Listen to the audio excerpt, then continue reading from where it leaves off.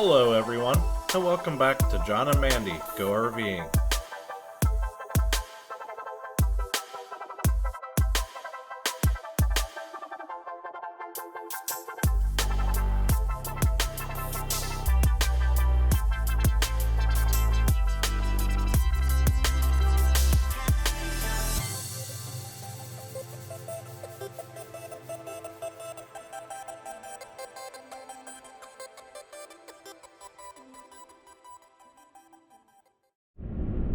Today we're on our way to Cades Cove in the Great Smoky Mountains National Park in Tennessee. What's a cove, you might ask? Well, it's a relatively flat valley between mountains or ridges. This cove showcases some of the most inspiring natural and cultural treasures that the southern Appalachian Mountains have to offer. Cades Cove was home to numerous settlers before the formation of the national park. Today, Cades Cove is the single most popular destination for visitors to the park. It attracts more than 2 million visitors a year because of its well-preserved homesteads, scenic mountain views, and abundant display of wildlife.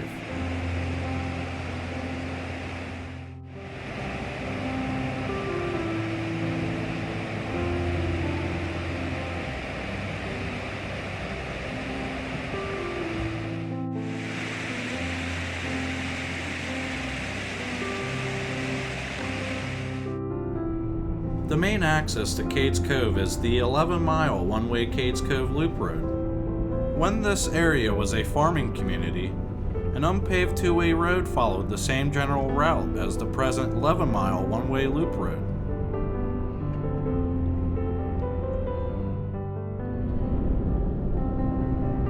So when you're coming to Cades Cove, you should loosely rely on your GPS because it's always trying to take you the shortest route. And that might not be the route you want to take when you're going to Cades Cove because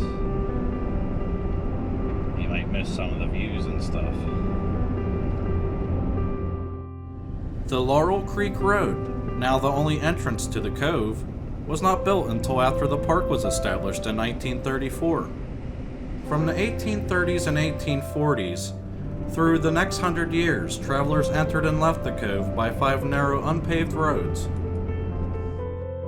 Before the early settlers arrived in Tennessee, Native Americans visited the cove. They hunted its deer, elk, bison, and bears. Cherokee trails crossed the mountains and came down into the cove, then up out of the cove and across the opposite mountains. Some of these trails still exist today. Archaeologists have learned that Cherokees and their ancestors have been in the cove area for thousands of years, with recent research indicating that occupation of the area began no later than 8000 BC.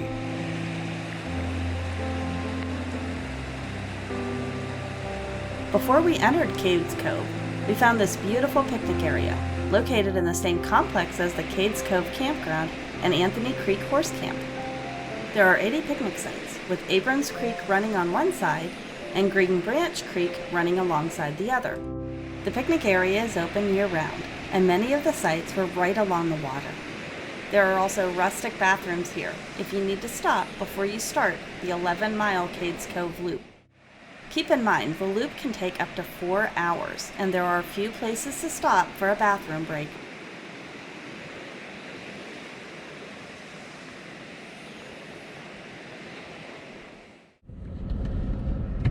So now we're entering the Cades Cove Scenic Route. It's 11 miles long. Wow.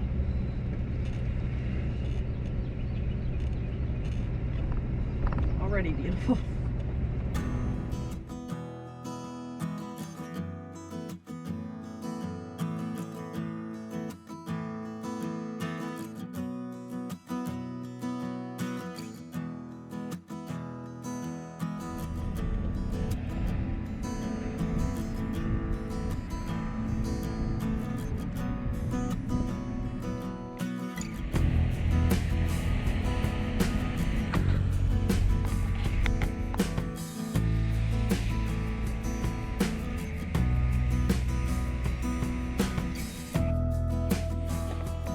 Our first stop is John Oliver's cabin, which is a quarter-mile walk from the loop. You can walk to the cabin through this beautiful wooded area, or through a field which will bring you to the front of the cabin.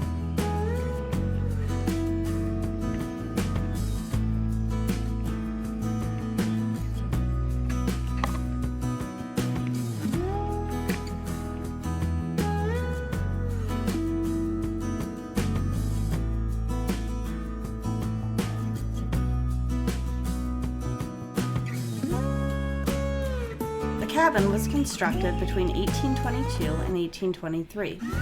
John Oliver and his family were the Cove's first permanent European settlers, and it remained in the Oliver family for over 100 years.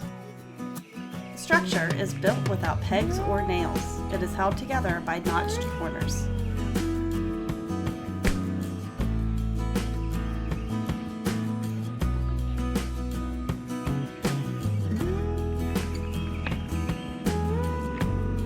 Inside the cabin, you really get a feel for what it was like for new settlers in the 1800s.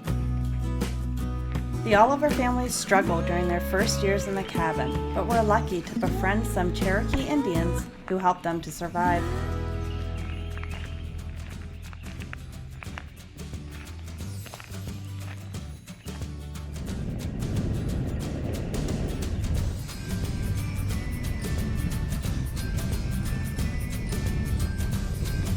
Now we'll make our way to our second stop, the Primitive Baptist Church.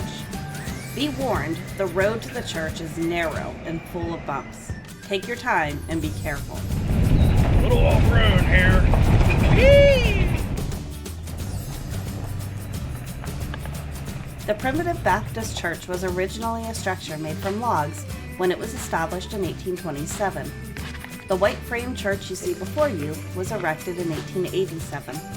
John and Lucretia Oliver, whose cabin we just visited, introduced the Baptist denomination to the Cades Cove area. This church was established so settlers did not have to travel to attend services.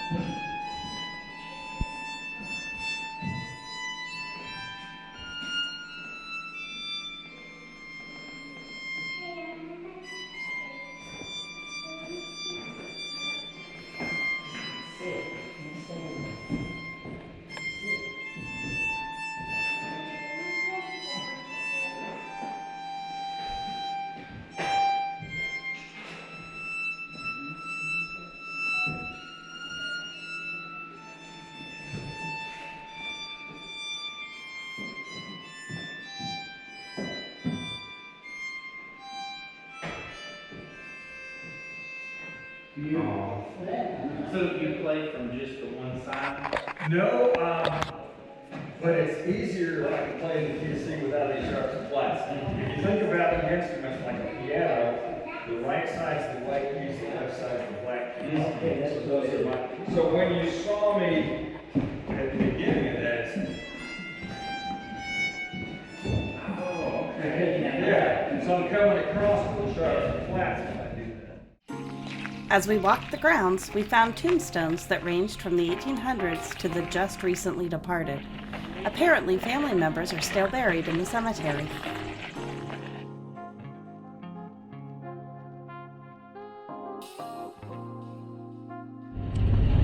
Well, it's a little after 10 in the morning and it's starting to get more congested here, so we're definitely going to be starting to move slower now.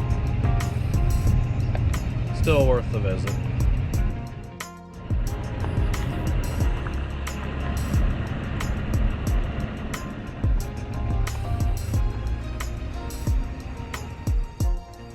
The next stop was the Methodist Church. John and I decided to just view this one from the car.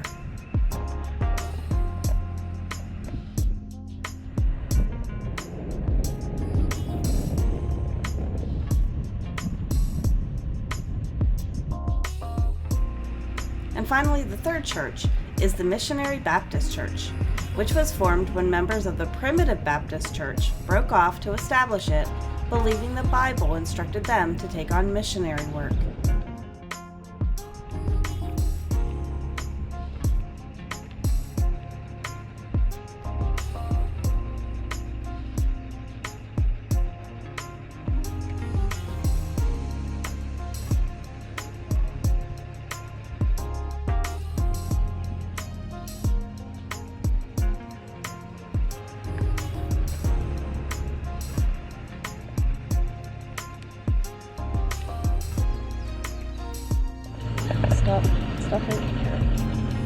there's two of them.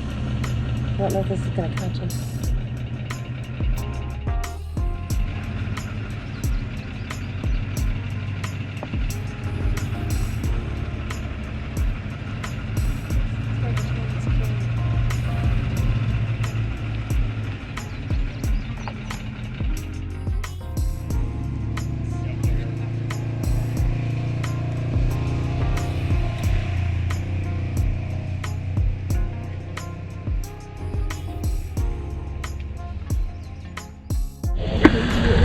Found us some bears here at Cades Cove in Tennessee.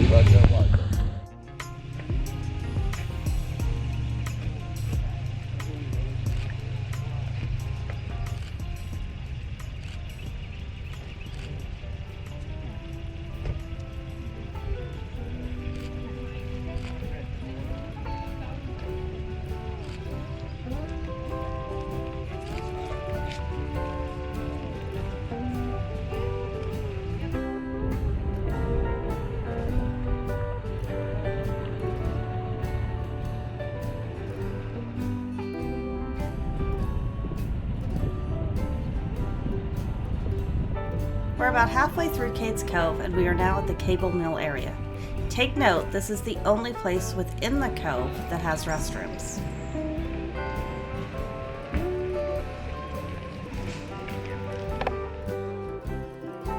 This building houses the Cades Cove Visitor Center, where you can find souvenirs and pick up locally made jams and jellies. You can also buy grains that were ground right here at the mill.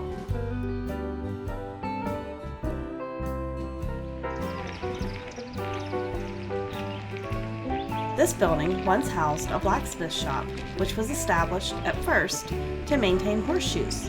Eventually, it expanded into making nails, hammers, kitchen knives, among other essentials.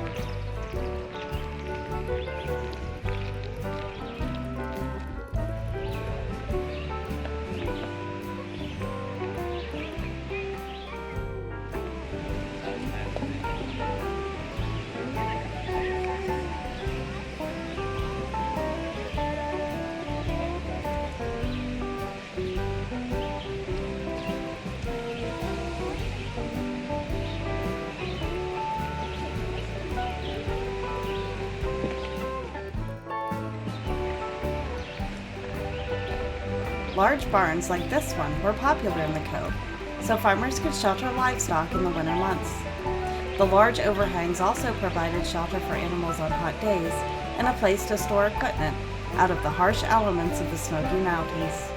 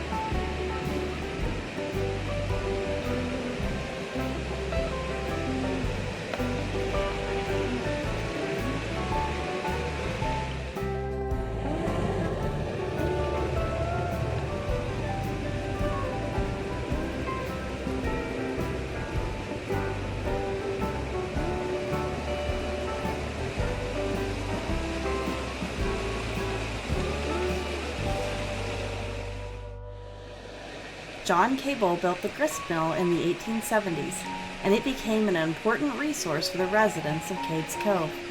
They ground corn and wheat into flour to bake bread, and it was also used sometimes to cut lumber.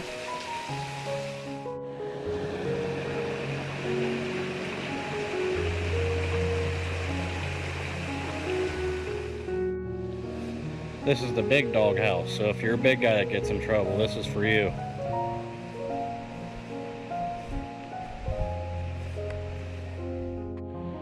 This is the Greg Cable House, built around 1879. It operated as a home for Lisa and Greg and his family. The Cable family bought the land and ran a store out of the house for 8 years. It was originally on Forge Creek Road. Oh, nice. The home also operated as a boarding house for many years.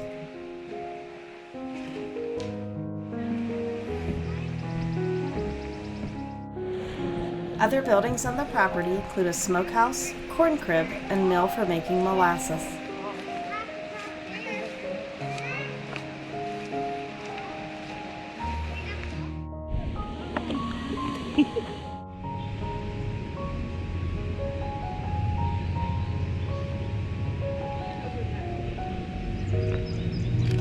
Good catch. Eat up, buddy.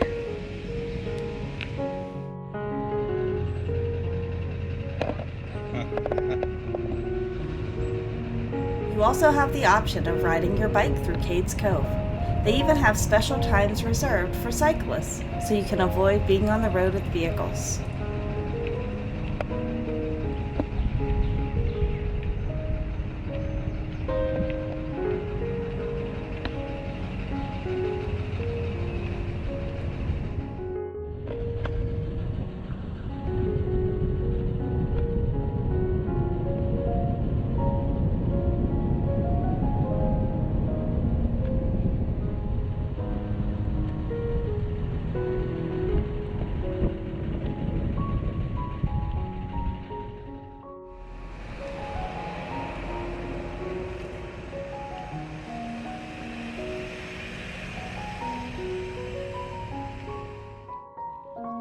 This cabin belonged to Dan Lawson and was built in 1856. On the property is also a granary and smokehouse.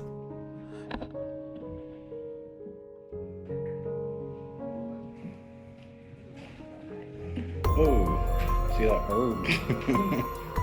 Almost took us all out. Flying through the door there.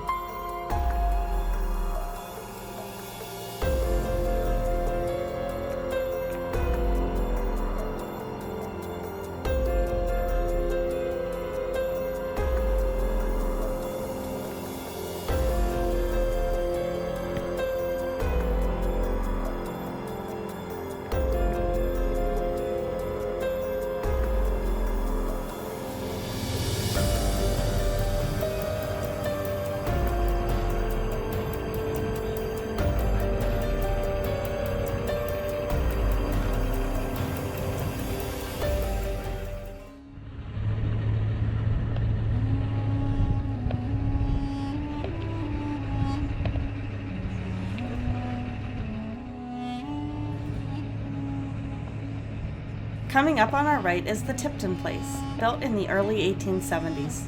We're getting a little tired, so we're not going to stop here. On property are a smokehouse, woodshed, corn crib, and barn.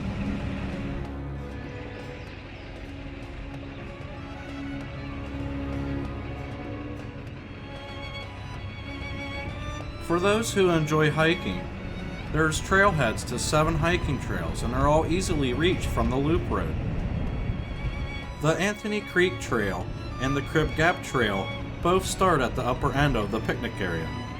The Rich Mountain Loop Trail starts near the gate to the loop road. The Cooper Road Trail is at stop number 9 on the map. To reach the Abrams Falls Trail and the Rabbit Creek Trail, turn right onto the unpaved road a few yards after crossing Abrams Creek. The road leads about a quarter mile to a large parking area and the trailheads. To reach Gregory Ridge Trail, turn right onto the Forge Creek Road, immediately beyond the entrance to the Cable Mill Historic Area. The trailhead is at the edge of Forge Creek Road, just beyond the turn to Parson Branch Road.